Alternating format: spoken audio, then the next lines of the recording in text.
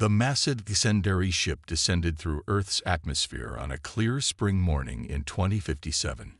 Its sleek, blue-tinted hull reflected sunlight as it carefully positioned itself above the designated landing zone outside the United Nations Interstellar Relations Complex in Geneva. Lieutenant Daniel Wright watched with wide eyes as the ship's landing mechanisms extended. After years of distant communication, humanity was finally meeting their first alien visitors face to face. Daniel straightened his uniform and checked his translator device one last time. "Nervous?" asked Ambassador Gloria Sanchez, her dark eyes calmly assessing the landing ship. "Trying not to be, Ma'am," Daniel replied. "But this is literally making history." The ship settled on the ground with barely a sound. For 30 seconds, nothing happened. Then, with a soft hiss, a doorway appeared in the smooth hull, and a ramp extended to touch the earth. The first Cendery to emerge stood nearly 7 feet tall. Its blue-tinted exoskeleton gleamed in the sunlight, and its 4 arms moved with careful precision. Large compound eyes scanned the welcoming committee, while mandibles clicked softly. "Ambassador Zortek," Gloria said, stepping forward with a slight bow. "Welcome to Earth. I am Ambassador Gloria Sanchez, representing the United Nations." The alien's translator device hummed for a moment before Zortek responded in a voice that sounded almost musical. "The pleasure is ours, Ambassador Sanchez. We have waited many cycles to meet humans in person." 6 more Cendery emerged from the ship, each carrying what appeared to be scientific equipment. Their movements were graceful and deliberate, reminding Daniel of giant praying mantises, though he knew better than to voice that comparison. Chief Science Officer Alan Hayes stepped forward next. "We have prepared living quarters and meeting facilities that we hope will meet your needs. Our scientists are eager to begin cultural exchange." The delegation was escorted through the complex, the aliens' compound eyes taking in every detail. Daniel noticed how they seemed especially interested in the gardens and plant life they passed. "Your vegetation is remarkably diverse," noted one Cendery that introduced itself as Milan. "We have studied your botanical databases, but seeing these life forms directly is quite different. Perhaps you would enjoy our botanical gardens after you've settled in," Alan suggested. "We've included several species from your provided preferences." As they reached the main building, Gloria smiled warmly. "We've organized a welcome reception for this evening. Lieutenant Wright and his team have prepared what we hope will be a memorable first meal together." Daniel nodded proudly. "We've worked with top chefs to create a banquet showcasing Earth's finest cuisine." Zortek's mandibles clicked in what the humans interpreted as pleasure. "Food rituals are an important cultural exchange. We look forward to learning more about humans through your sustenance practices." None of the humans noticed the subtle way the aliens' attention focused on Gloria's casual mention of meal. On their homeworld, communal eating involved gathering vegetation and sharing the harvest, a peaceful, cooperative activity that reinforced social bonds. As the aliens were shown to their quarters, Daniel hurried to check on the final arrangements for the evening's reception. The catering staff was putting final touches on the elaborate buffet, featuring delicacies from around the world. The centerpiece, a display of grilled salmon, tiger prawns, and perfectly aged beef steaks, was being arranged with artistic flair.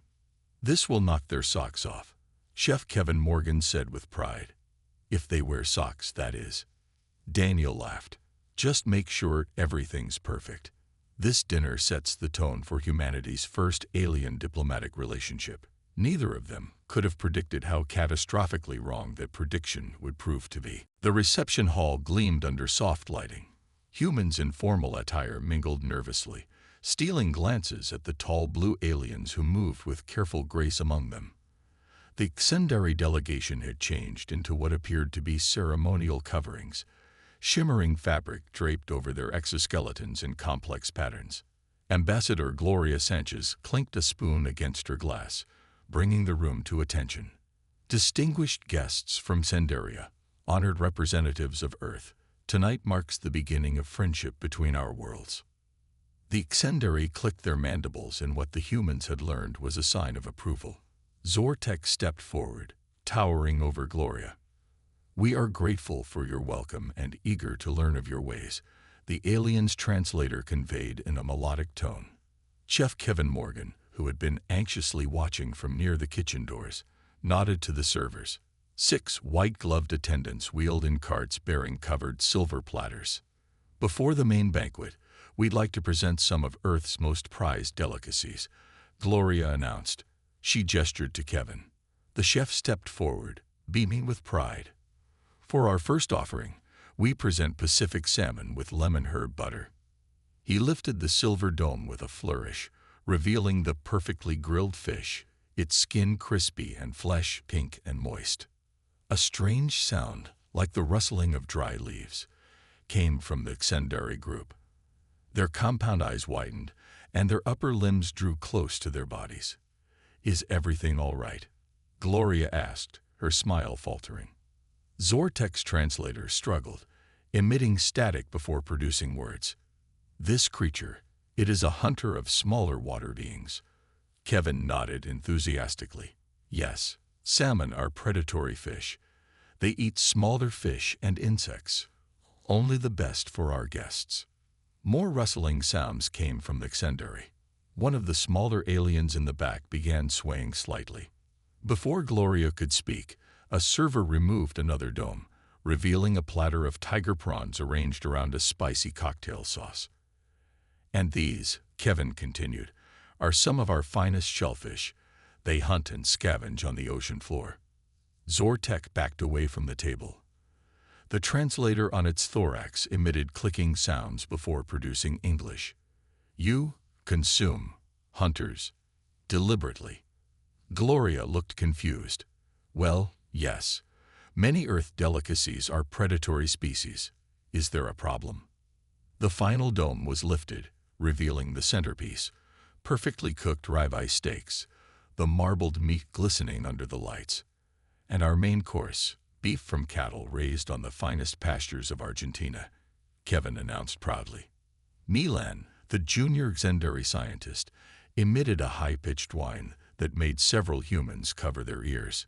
Its translator crackled. "You raise predators as food. You farm death-bringers." The room fell silent. Gloria turned to Dr. Nathan Cole, the xenobiologist, with panic in her eyes. "Cattle aren't predators," Nathan whispered urgently. "They're herbivores." Zortek's mandibles clicked rapidly.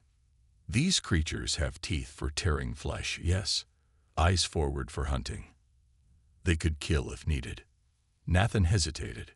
"Well, technically bulls can be dangerous, but they are apex creatures in your world that you have subjected to your will," Zortek's translator conveyed.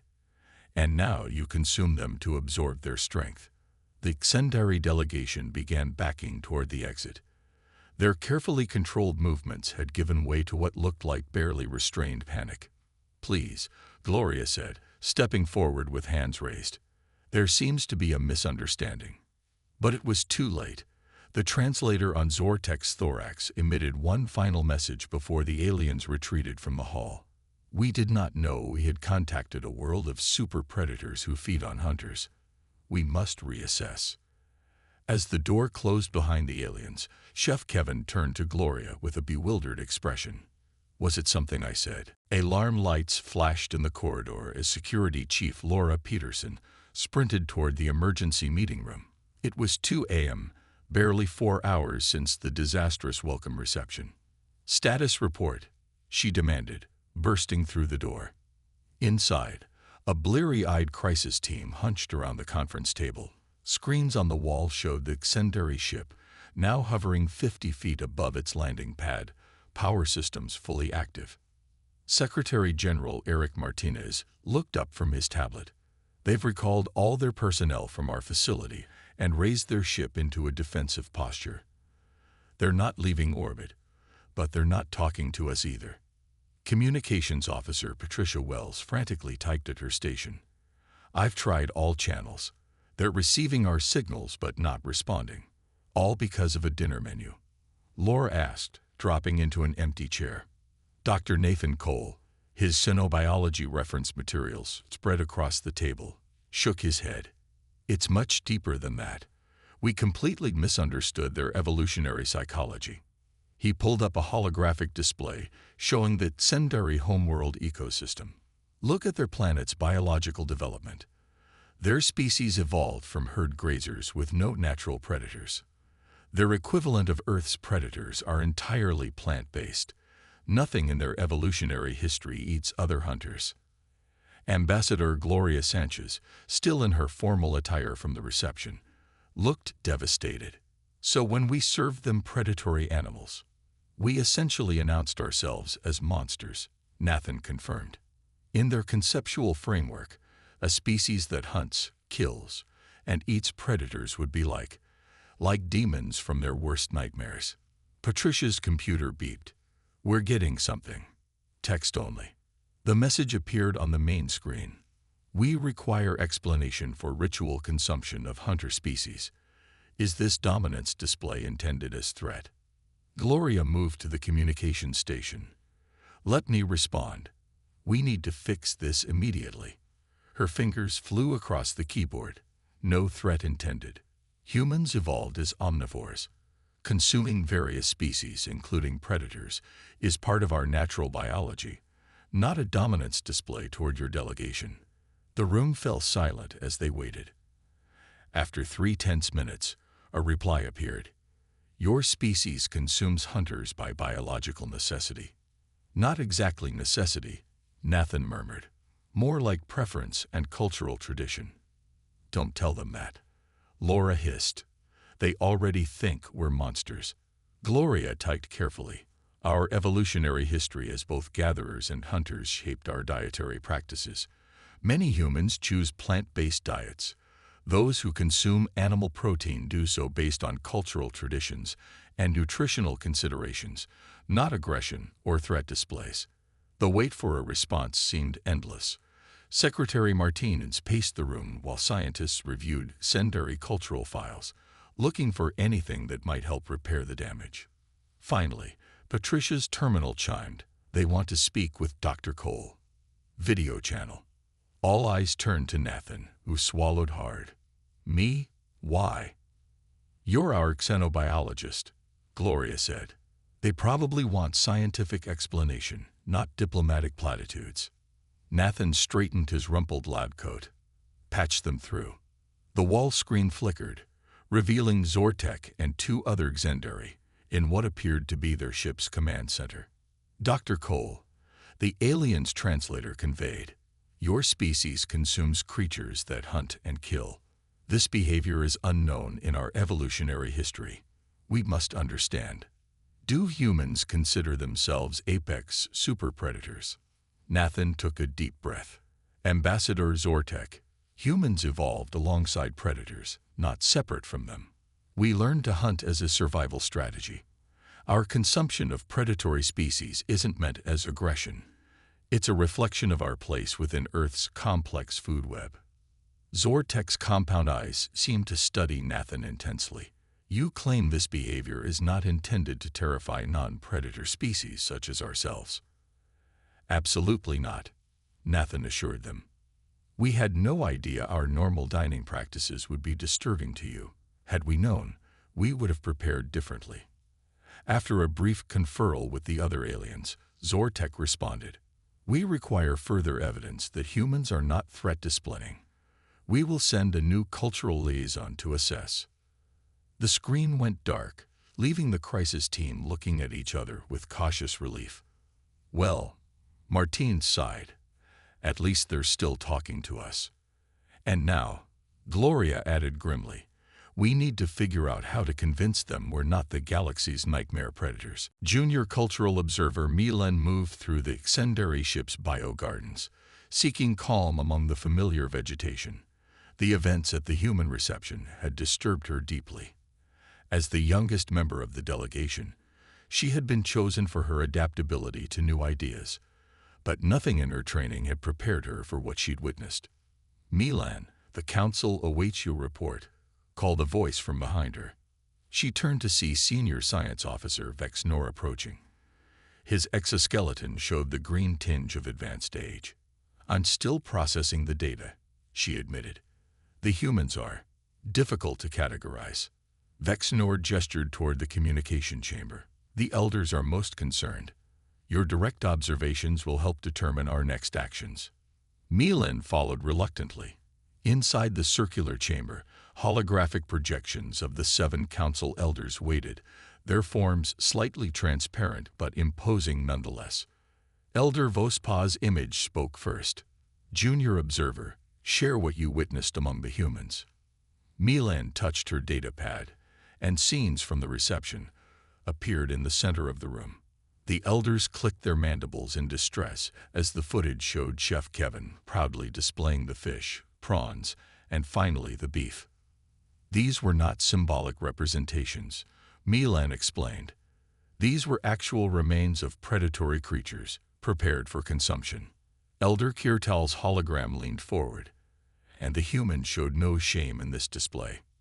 "None," confirmed Milan. "They presented it as an honor. When I accessed their information networks, I discovered something even more disturbing."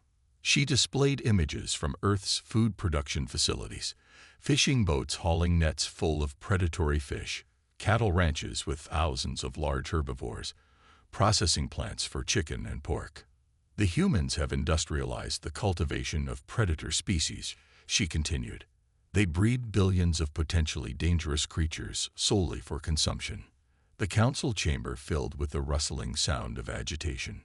"This suggests a level of dominance over other life forms we cannot comprehend," said Elder Vospa. "To control predators in such numbers." Milan hesitated before adding, "There's more. According to their information networks, humans were once prey species themselves, vulnerable to large predators. Over time, they not only survived but became hunters of the very creatures that once hunted them." She displayed cave paintings showing primitive humans hunting large animals, followed by modern images of trophy hunters posing with lions and bears. "They reversed their position in their planet's predator hierarchy," she explained, "and they celebrate this transformation through consumption rituals." Elder Kirtal's mandibles clicked rapidly. "Such evolutionary psychology suggests extreme aggression potential. If they consume predators, what might they do to peaceful species like ourselves?" Milan felt compelled to offer balance. "I've also found evidence suggesting complexity in their relationship with predator species. Many humans choose not to consume animals. Others dedicate their lives to protecting predators from extinction."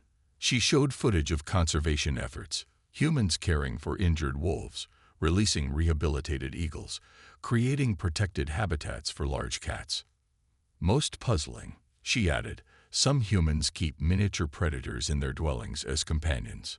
She displayed images of people cuddling cats and dogs. The council fell silent, processing this contradictory information. Finally, Elder Vospa spoke. "These humans appear to be a species of extremes, capable of both consuming predators and nurturing them. This duality makes them unpredictable and potentially dangerous." "What do you recommend, Junior Observer?" asked Elder Kirtal. "You have studied them directly." Milan considered carefully before answering. "I believe we should continue contact, but with caution. The humans appear genuinely unaware of how disturbing their behavior is to us. Their willingness to explain suggests they value communication over conflict." "And if you are wrong," pressed Vospa, "then we will have learned valuable information about a dangerous species," Milan replied.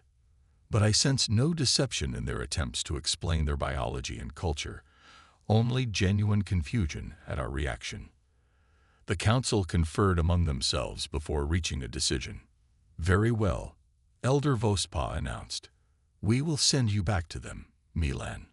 Learn more about these predator consumers, but maintain emergency extraction protocols at all times." Rain pattered against the windows of the emergency planning room as the human team worked through their third straight day of crisis management. Coffee cups and food wrappers littered the tables, evidence of their round-the-clock efforts. "The Xendary ship is still in orbit," Lieutenant Daniel Wright reported, pointing to the tracking screen. At least they haven't left the system. Gloria Sanchez rubbed her tired eyes. Small comfort. We've barely established communication, and we've already terrified them with a dinner menu. Dr. Nathan Cole looked up from his research tablet. I've been reviewing everything we have on Senderi culture. Their entire society is structured around harmony and cooperation. They evolved from herd species where mutual protection was essential for survival, which explains why predation concepts disturb them so deeply, added communications specialist Frank Rivera. Their world has predators, but nothing that eats other predators. The concept of a predator-eating species breaks their understanding of natural order. Samantha Miller, who had been quietly listening from the corner, suddenly straightened up. Wait, I have an idea.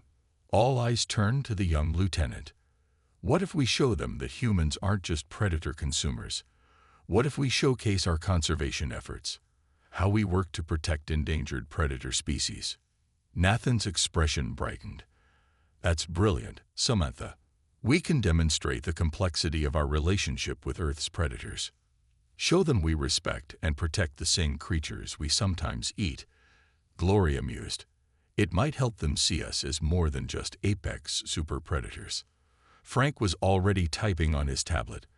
I can compile footage from wildlife preservation projects, endangered species breeding programs, anti-poaching initiatives. And we should include material on human vegetarianism and veganism, added Nathan. Show them that many humans choose not to consume any animals.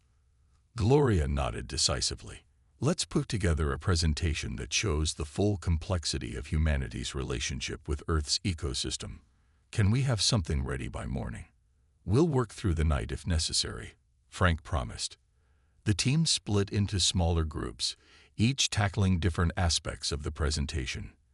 By dawn, they had assembled a comprehensive overview of humanity's environmental ethics and conservation efforts. When the Senderi finally agreed to another meeting, the humans were surprised to see that only Milan would be attending. I have been designated as risk assessment liaison, the young alien explained as it entered the conference room, keeping a noticeably greater distance from the humans than before. Gloria stepped forward, but remained far enough away to respect Milan's obvious discomfort. We appreciate your willingness to continue our dialogue. We've prepared some information that we hope will provide context for what you witnessed at the reception. Frank activated the wall screen, beginning with footage of marine biologists tagging and releasing great white sharks, forest rangers monitoring wolf populations, and international teams working to save tigers from extinction. Humans recognize the importance of all species in our ecosystems, Gloria explained as the footage played.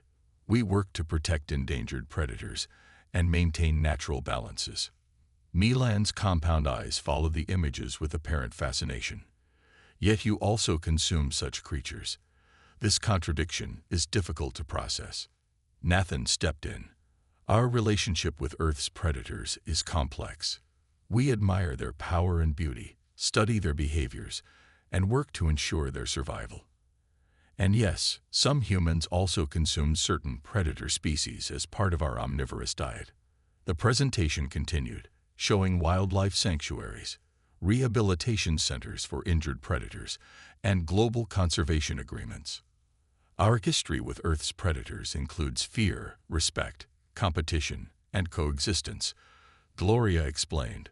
Modern humans try to balance our needs with the health of our planet's ecosystems. As the presentation concluded, Milan remained silent for several moments, processing what it had seen. Your species contains contradictions we find difficult to reconcile, the alien finally said. You protect the very categories of life you consume. Samantha stepped forward. Is that so different from how you might protect plant species that you consume? Milan's mandibles clicked in what might have been surprise.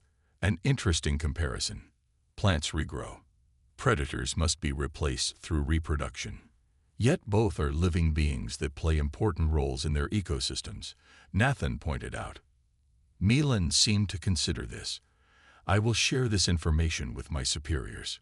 Your species remains concerning, but perhaps less incomprehensible than we initially believed. As the alien prepared to leave, it turned back with one final question. If you respect these creatures, why do you consume them? The humans exchanged glances, knowing their answer to this question could determine the future of interspecies relations. The question hung in the air like a physical presence. The human team exchanged nervous glances, recognizing this as a pivotal moment in human-Xendari relations. Dr. Nathan Cole stepped forward, his voice calm and measured. Milan, may I answer with a question first? In your culture, do you have any concepts that might seem contradictory to outsiders, but make perfect sense to Xendari? The alien's head tilted slightly, mandibles moving in what the humans had learned indicated contemplation. We have the ritual of selective pruning. We cultivate certain plants specifically to remove parts of them, causing controlled stress that promotes healthier growth. That's perfect, Nathan nodded enthusiastically. To an outside observer, it might seem cruel to harm plants you care for. But you understand it serves a greater purpose in your ecosystem, correct? Of course. The balance must be maintained, Milan replied. Nathan gestured to a chair. Would you sit with us? I believe I can explain our relationship with predator species in a way that might make sense. After a moment's hesitation, Milan carefully folded its long limbs and settled onto the specially designed seat. Nathan pulled up a holographic display showing Earth's evolutionary timeline. Unlike your species, which evolved from pure herbivores, humans developed from omnivorous primates. Our ancient ancestors were both prey and predators themselves. The display showed early humans hunting and gathering. Our bodies evolved to process both plant and animal nutrition.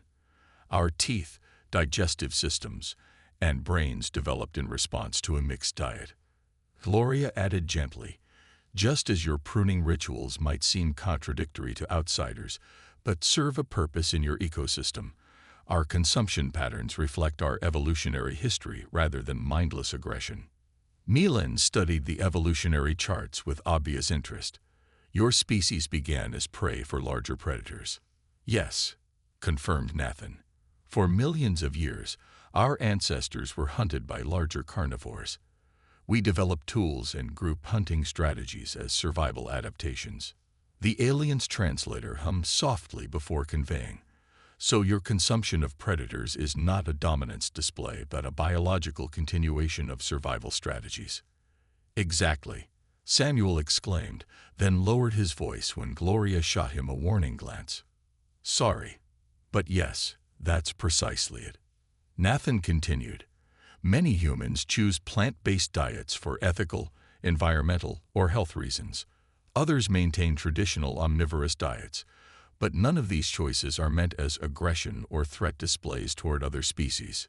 We eat what we eat because of our evolutionary history, not to frighten peaceful visitors, Patricia added with a smile.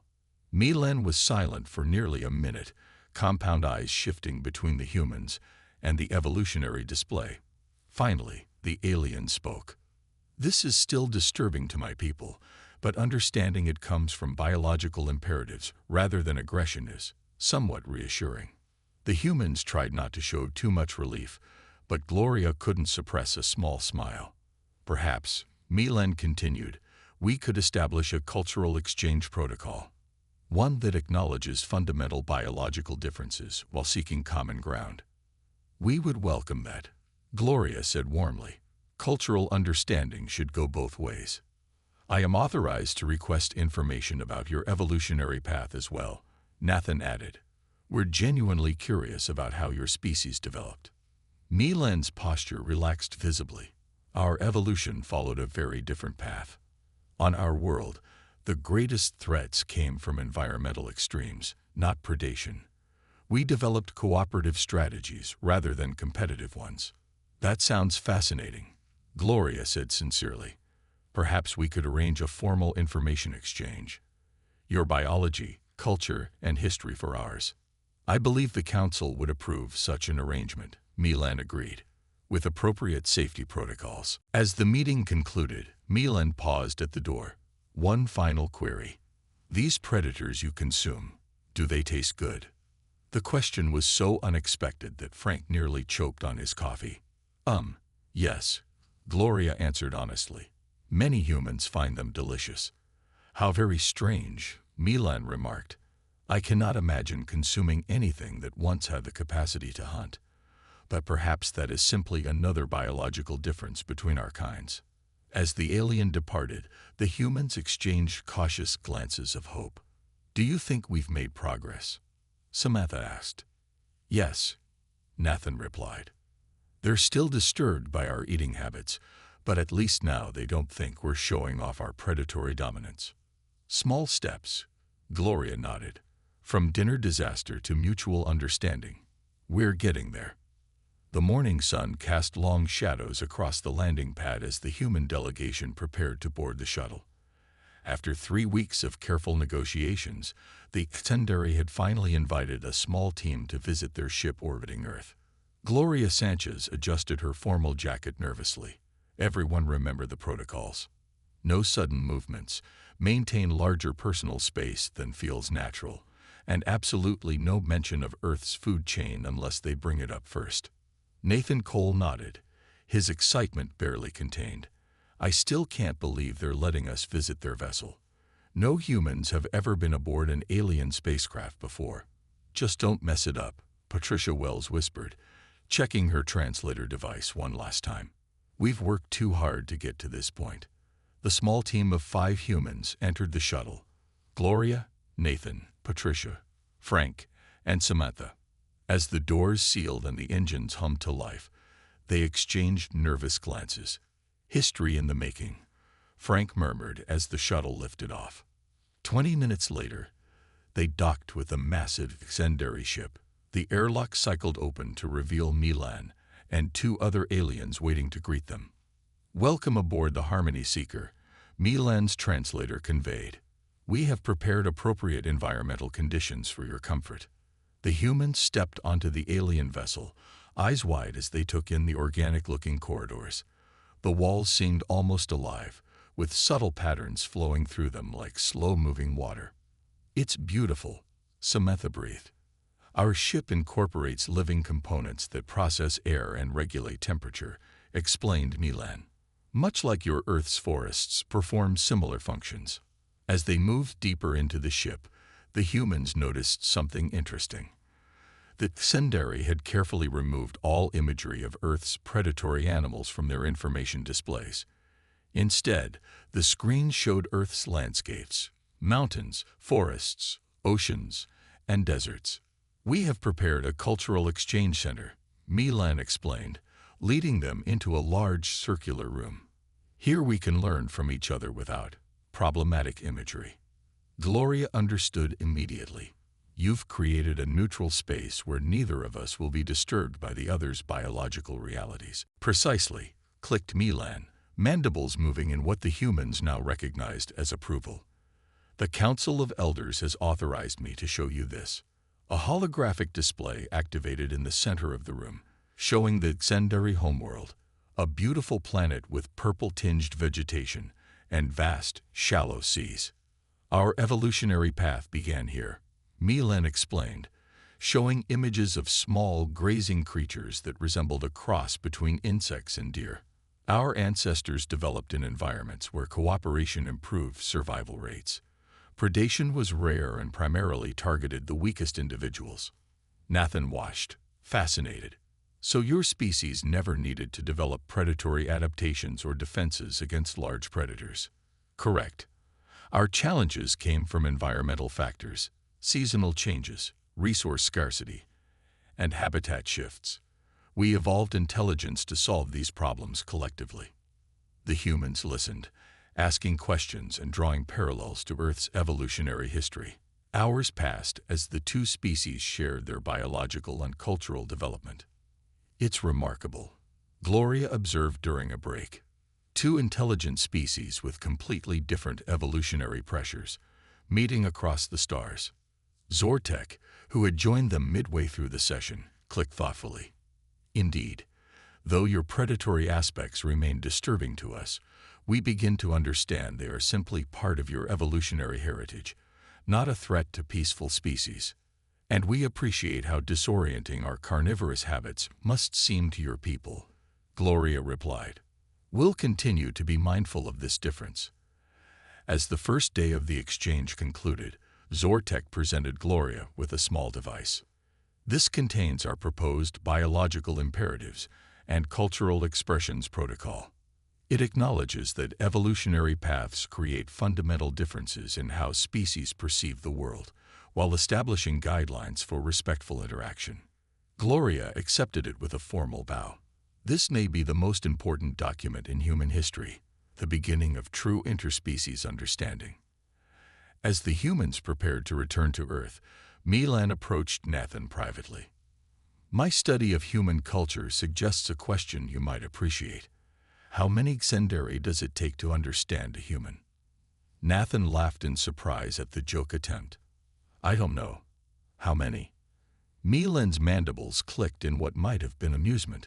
At least one willing to watch them eat dinner without fleeing in terror. As the shuttle departed, carrying the human delegation back to Earth, both species knew they had taken the first real steps toward understanding. Their biological differences were profound, their evolutionary paths divergent, but their shared curiosity about the universe had created a bridge between worlds. From dinner disaster to diplomatic breakthrough, humanity's journey to the stars had truly begun.